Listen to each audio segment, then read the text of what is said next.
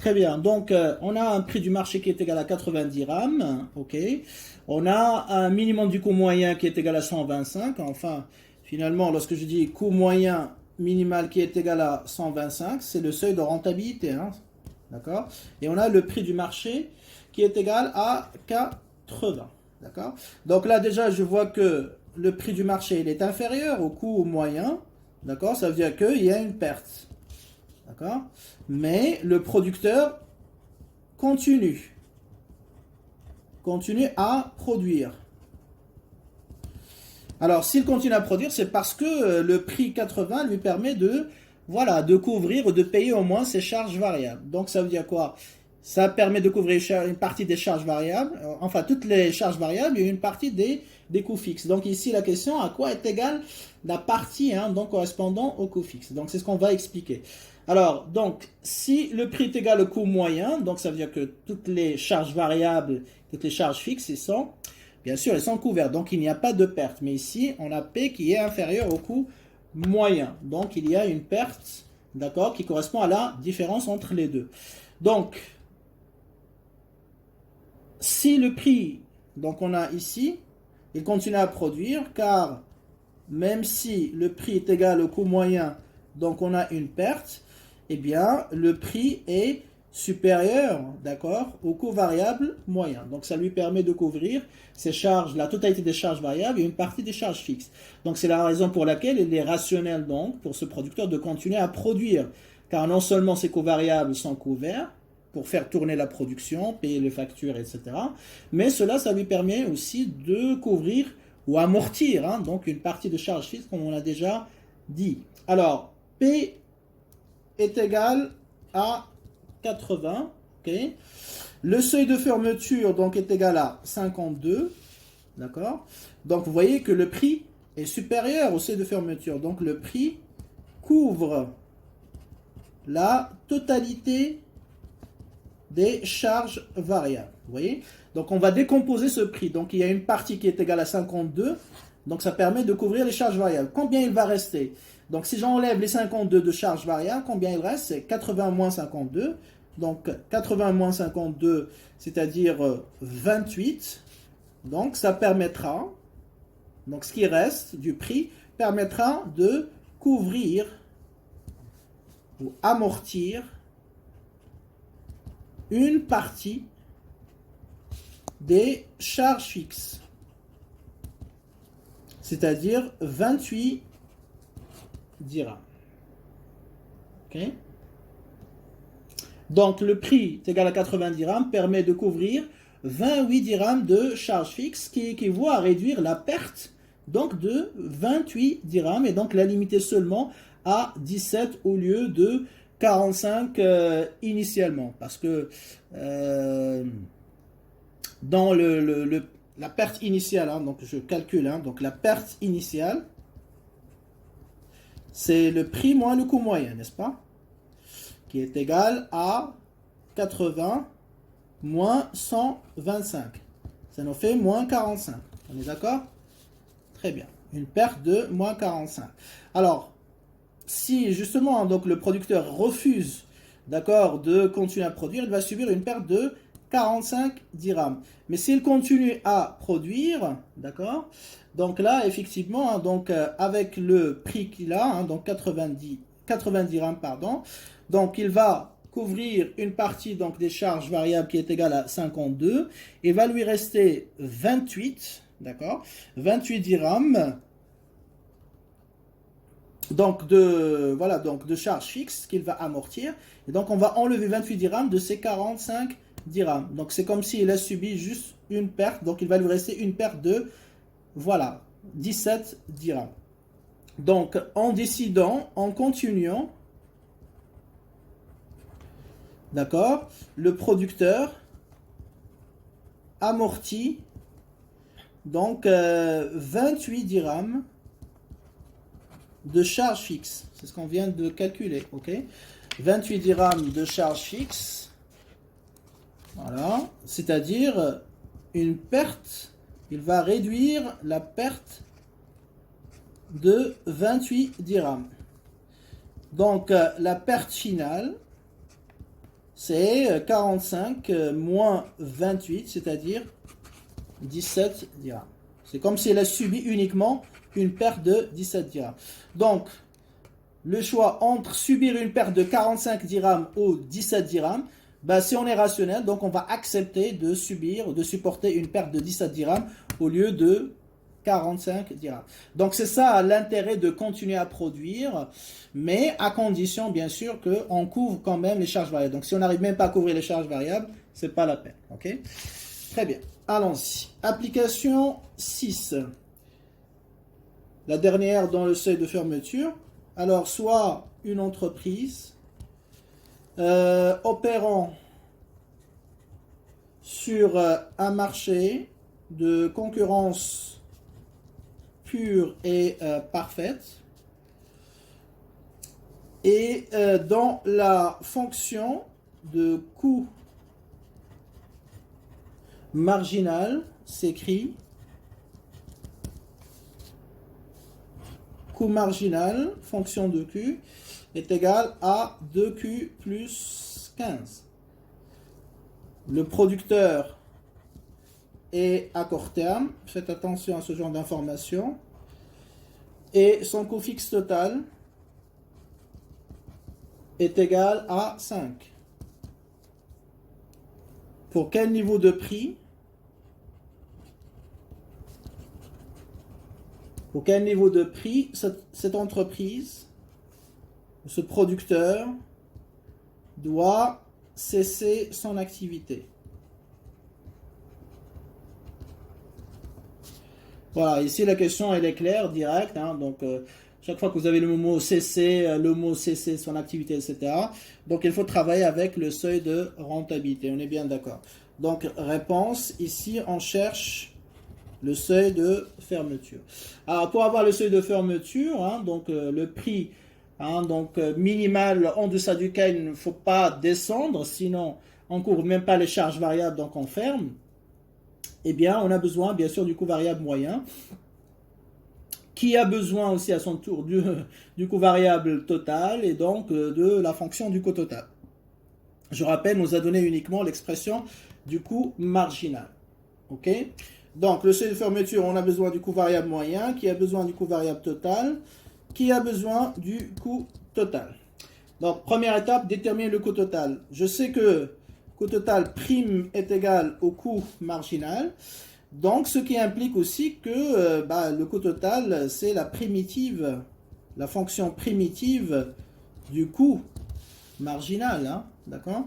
Donc, si le coût marginal de Q est égal à 2Q plus 15, donc le coût total, bon, je vais écrire ici, coût total Q, donc je vais établir la primitive de cette expression, donc 2Q, qui est la fonction, si je la dérive, ça va me donner 2Q, ben c'est Q au carré, bien évidemment, d'accord? Ici, hein, donc 15, ben, c'est 15Q. La primitive de 15, c'est 15Q. Et comme le coût fixe total est égal à 5, donc je rajoute, voilà, 5. Et donc, j'obtiens l'expression du coût total. Okay? Alors, car je mets, pourquoi on a rajouté 5? Parce que le coût fixe total est égal à 5. Très bien. Après, j'en déduis bien sûr le coût variable total Q. Donc, j'enlève 5 qui est coût fixe. Donc, il me reste Q au carré plus 15Q. Et ça va me donner le coût variable moyen. D'accord? En divisant par Q, donc simplifiant, ça donne Q plus 15 tout simplement. Voilà l'expression du coût variable moyen avec laquelle je vais travailler. Donc là, je vais étudier les conditions de premier ordre et de second ordre comme d'habitude. Alors, donc je dérive coût variable moyen par rapport à Q égal à 0. Donc c'est la dérivée de Q plus 15 prime par rapport à Q qui est égal à 0. Donc cela me donne 1 qui est égal à 0. Alors, j'avais déjà posé ça dans un examen, il y a certainement dit oui, il y a une erreur, etc. Non, il n'y a pas d'erreur ici. Donc, c'est une équation qu'on va résoudre, bien sûr. Donc, quand est-ce que mathématiquement cette égalité est possible? Parce que 1 n'est pas égal à 0, on est bien d'accord. Et sachant que je cherche Q. Donc, c'est valable mathématiquement si seulement si 1 fois quelque chose est égal à 0. Parce que si on regarde uniquement 1 fois 1, donc ça ne peut pas être égal à 0. Donc il faut que je multiplie 1 par quelque chose, d'accord, pour que ça me donne donc 0. Et ce quelque chose, bien sûr, la variable qui nous intéresse ici, c'est la quantité. Donc je vais mettre là la quantité. Donc 1 fois Q est égal à 0, ce qui implique bien sûr que la quantité par laquelle je vais multiplier 1 et je vais obtenir 0, bah, elle doit être obligatoirement égale à 0. D'accord? Très bien. Alors, condition de second ordre, ici, ben, on va dériver le coût variable moyen par rapport à Q. Donc, c'est la dérivée, si vous voulez, donc, qu'est-ce qu'on a trouvé comme dérivée pour les conditions de second ordre. Donc, coût variable moyen, bien sûr, donc ça va être égal à 1, c'est ce qu'on a trouvé, je crois, oui, c'est 1. Et donc, si je dérive 1 par rapport à Q, ben, ce sera égal aussi à 0, donc positif. OK. Donc, les conditions de second ordre sont vérifiées, encore une fois. D'accord. Très bien. Donc, même si Q étoile est égal à 0, bah, le prix, bien sûr, ne sera... Parce que certains étudiants, ils ont trouvé ça, ils disent, oui, bah, c'est 0, 0 pour tout. Non, même si Q étoile est égal à 0, le prix ne sera pas forcément égal à 0. Donc, on va remplacer, voilà, puisque c'est vérifié, notamment pour Q étoile qui est égal à 0. Covariable moyen, d'accord, minimal, ça sera... Le covariable moyen pour Q étoile qui est égal à 0. Donc en remplaçant, ça fait 0 plus 15, ça fait 15 tout simplement. Okay. Et donc le seuil de fermeture est égal à 15. Vous voyez, même si Q étoile est égal à 0, bah, le seuil de fermeture ne sera pas égal forcément à 0. Donc à partir de 15 dirhams, tout prix inférieur poussera l'entreprise à prendre la décision de cesser son activité et donc de sortir du marché. Voilà, donc je crois qu'on a travaillé suffisamment d'exemples, d'applications concernant donc le seuil de fermeture. Alors maintenant, on arrive à la toute dernière partie dans notre cours de ce semestre et de ce dernier chapitre, bien sûr, c'est l'expression finale de la fonction d'offre à court terme. Donc on a déjà expliqué tout, on va juste récapituler un petit peu ce qu'on a déjà expliqué et travailler sur deux, trois applications de TD pour effectivement que ce soit plus clair pour vous. D'accord? Très bien. Donc, construction, dernière partie dans cette section de ce chapitre, de la fonction d'offre à court terme. Très bien. Alors, comme nous l'avons défini, la fonction d'offre, je rappelle, donc c'est la relation mathématique entre quoi et quoi? Entre le prix du marché et la quantité optimale qui sera offerte par le producteur, c'est-à-dire celle qui maximise son profit, Q étoile. Donc, c'est la relation entre P et Q étoile. Ok, je rappelle, pour chaque prix, la fonction d'offre, d'accord, va nous donner Q étoile. Alors, donc nous avons construit l'expression de la fonction d'offre à court terme à partir de la résolution du programme de maximisation de profit. On a dit c'est le point de départ, sans contrainte. D'accord. Grâce à cette maximisation, donc on avait étudié les conditions de premier ordre qui nous permettent d'avoir l'expression de Q étoile. Les conditions de second ordre qui nous indiquent, et bien sûr, c'est-à-dire lorsqu'on égalise le prix avec le coût marginal. Les conditions de second ordre qui impliquent que le coût marginal doit être croissant. Et la troisième condition concernant le prix, c'est il faut qu'il soit à court terme, donc il faut qu'il soit au moins égal au minimum du coût variable moyen. Parce que s'il est au moins égal au coût variable moyen minimal, eh bien à court terme on peut couvrir au moins les charges variables et on peut continuer l'activité. Alors bien sûr, si le prix est égal au coût moyen, le seuil de rentabilité, bien sûr, on va continuer aussi à produire, ou si on est nouveau, on va entrer sur le marché. Donc là, on va donner vraiment le prix le plus bas, le plus petit, qui sera acceptable par le producteur. C'est pour ça qu'on choisit le seuil de fermeture et non pas le seuil de rentabilité. D'accord? Très bien. Donc pour déterminer l'expression finale de la fonction d'offre à court terme, on suit trois étapes. D'accord? Donc pour obtenir l'expression de la fonction d'offre, bien sûr à court terme. On suit 3 étapes, où il y a 3 conditions par lesquelles il faut passer. 3 étapes. Lesquelles? La première, bien sûr, ça correspond aux conditions de premier ordre.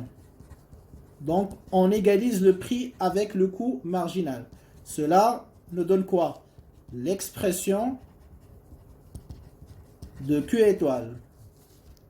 C'est-à-dire de la fonction d'offre, en fait, parce que Q en fonction de P. On va avoir Q en fonction de P. Pour chaque niveau de prix, on va déterminer à quoi est égale la quantité optimale. Deuxième condition, enfin les conditions de second ordre, va nous donner, bien évidemment, donc le coût marginal, ok, croissant, c'est-à-dire la dérivée première, elle est positive. Donc, ce qui va nous permettre de... Parfois, ici, on n'a pas qu'une seule expression. On peut avoir 2 formules de Q étoile. C'est-à-dire Q étoile 1, Q étoile 2. Parce qu'on a une équation, second degré, etc. On peut avoir 2 solutions. Donc, pour choisir entre les 2 solutions, on applique les conditions de second ordre. C'est-à-dire, on va choisir celle qui vérifie le coût marginal croissant. Donc, ça nous permet de trancher entre 2 solutions optimales. D'accord?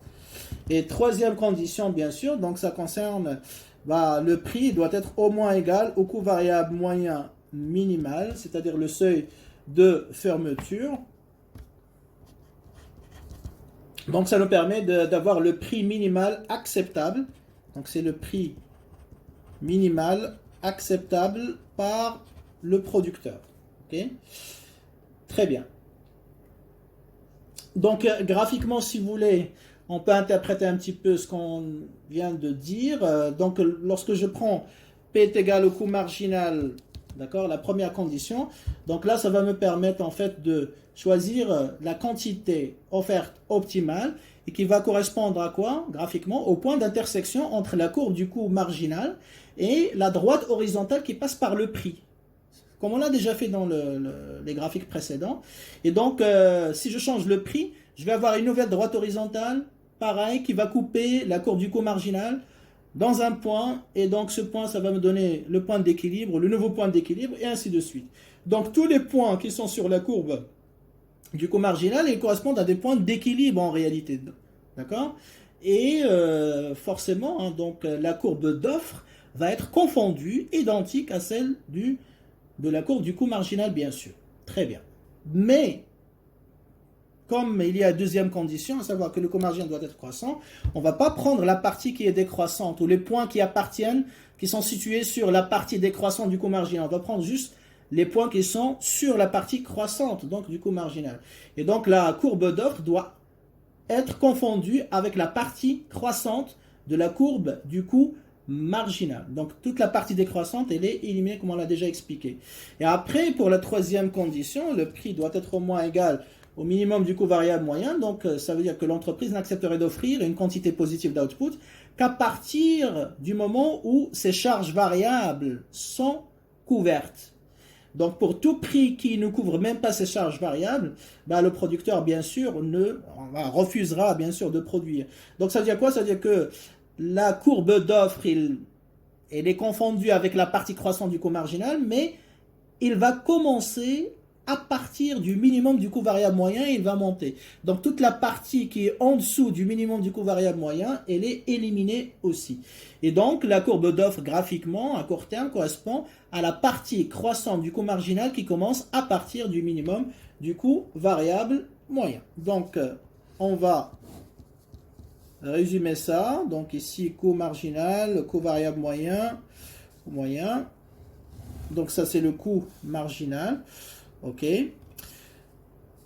Donc on a dit, les conditions de premier ordre impliquent que tout point, donc qui appartient à la courbe du coût marginal appartient en même temps à la courbe d'offre à court terme, parce que ça correspond effectivement, vous voyez, donc si je prends un prix ici, donc au point d'intersection, ça va me donner un point d'équilibre. Je change le prix, pareil, un nouveau point d'équilibre, un nouveau point d'équilibre. à un nouveau point d'équilibre, vous voyez. Et donc là, ça va me donner chaque fois hein, donc le point optimal. Donc tous les points qui appartiennent à la courbe du comarginal, c'est des points qui appartiennent en même temps à la courbe d'offre à court terme. Mais on élimine donc tout, d'accord, là, toute la partie qui est décroissante. Pourquoi? Parce que condition de second ordre implique que le comarginal doit être croissant. Donc ces points-là, ils ne sont pas des points d'équilibre. Ça, c'est pas un point d'équilibre. Ça, c'est pas un point d'équilibre. Ça, non plus. Donc c'est toute la partie croissante. Mais comme le prix doit être au moins égal au coût variable moyen minimal, pardon, donc la courbe d'offre, il commence ici. Pas ici, pardon. Hein, donc ça, c'est le minimum du coût marginal. Imaginons que le coût variable moyen, c'est ici. Voilà, c'est le minimum. Donc ça, c'est le seuil de fermeture. Ok. Donc la courbe du coup de l'offre à court terme ne commence pas ici. Il va commencer là. Donc voilà la courbe d'offre à court terme. Il commence à partir du minimum du coût variable moyen. Donc c'est la courbe d'offre à court terme. Très bien, voilà un petit peu l'interprétation qu'on peut donner graphiquement hein, donc à ces trois conditions. Très bien, donc maintenant on peut attaquer, hein, donc si vous voulez, les applications qui nous restent. Donc je vous ai prévu 3, qui sont un petit peu issus des examens des années précédentes. Donc c'est une révision aussi des examens en même temps. Alors, application 7. Donc on a une entreprise, d'accord, en situation de concurrence pure et parfaite, qui produit un bien X dont les coûts fixes sont évalués à 300. Donc le tableau qu'on va vous donner résume donc les informations. Donc le tableau ci-dessous donc va vous donner les coûts variables, indique les coûts variables en fonction bien sûr des quantités produites. Ok. Donc retenez bien le coût fixe total, donc c'est égal à 300. Ok, après ben, le reste des informations c'est dans le tableau, donc on va vous donner le tableau tout de suite. Alors bon, parce que j'ai un tableau, je vais prévoir un peu plus d'espace ici.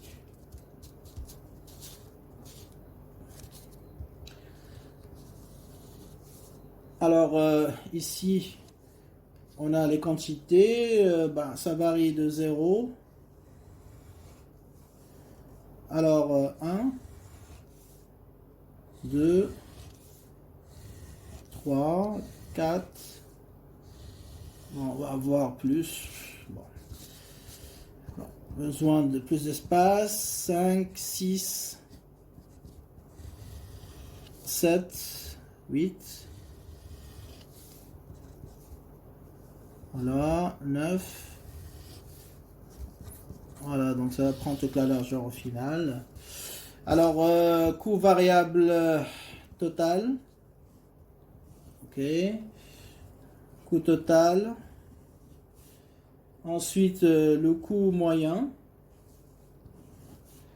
coût variable moyen, et coût marginal.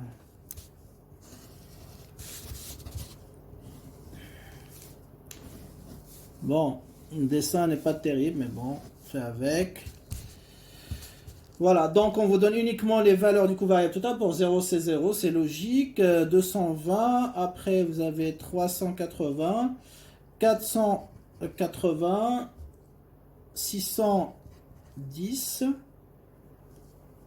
800, 1020, 1310, alors 1000, on va dire 660, 1660, 2070 et 2550. Okay. Très bien. Donc voilà, première question, compléter le tableau. Voilà. Donc il faut calculer les valeurs qui manquent, c'est-à-dire calculer pour voilà, les valeurs du coût total, du coût moyen, du coût variable moyen et coût marginal, en utilisant un petit peu les différentes définitions et relations qu'on a déjà établies. Très bien.